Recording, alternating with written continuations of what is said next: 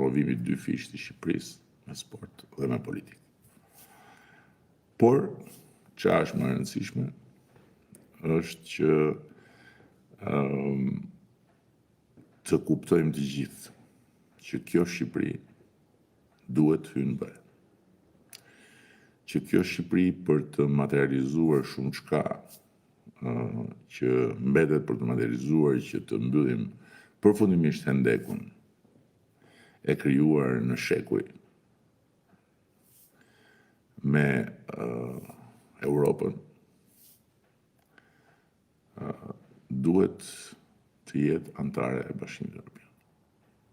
Kjo është e sigurt.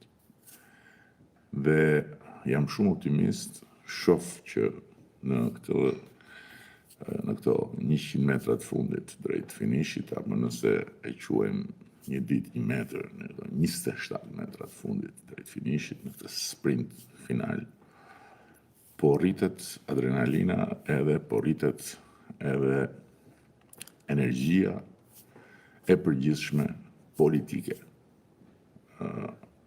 Duke filluar natyrisht nga rrafët e gravitetit politik të Partisë Socialiste, që janë tani më flak. Dhe duke ushtrirë në të gjithë territorin dhe përtej kufive të Shqipërisë. Kështu që besoj se i kemi të gjitha arsyet për të qenë optimist. Ndërkohë që këtu kemi sigurisht edhe koleksionin e komenteve dhe mbase dhe pyetje, por përgjithsisht janë komente të atyre që nuk duan të jenë optimist. Ka dhe nga këta plot sa të duash, megjithëse janë një pakic dhe do të mbeten pakic në 11 maj. Duhet të marrësh leje një herë për ta postuar foton do apo nuk duan kjo familje, zë dituria, thot Shqipëria ime. Kjo lidhet, kam i shënim këtu që kjo pyetje lidhet, kjo koment lidhet me foton që unë postova të një familje nga emigracioni që ma dërgoi pa një numër i panjohur, duke më treguar zarfin e KQZ-s që ishte mbritur në shtëpinë e tyre.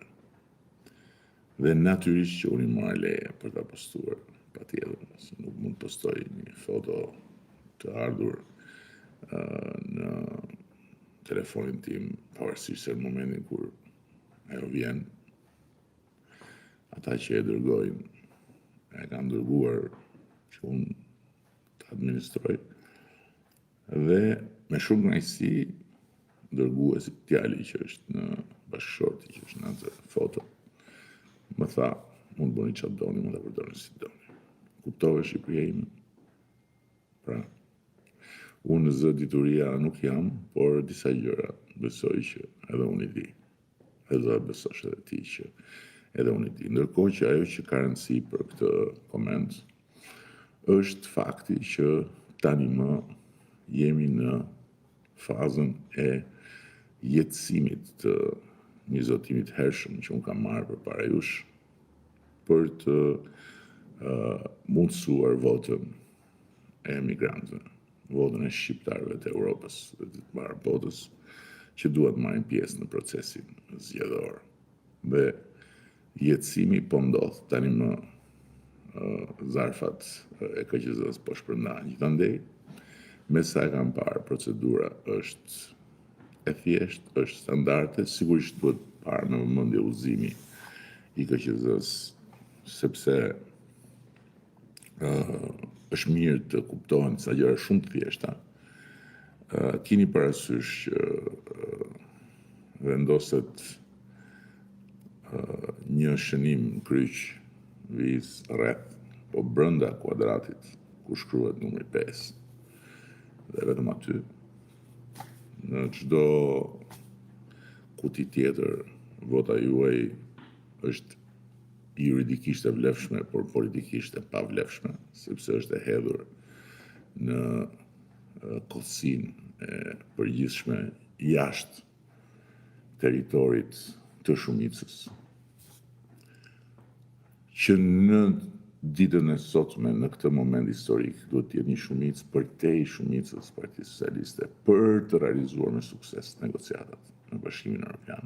Dhe kjo është gjë më e rëndësishme për të gjithë ju, përtej fanelës së partive. Dhe pastaj, sipas dëshirës, edhe një preferencë të vetme në gjithë listën e emrave sipas qarqeve. Pra ne kemi ndërtuar një sistem ku secili voton në qarkun e vet, pavarësisht se jeton jashtë.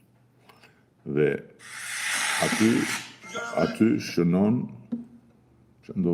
aty shënon që jemi në kushtet e çka kam Instagrami po bërtet.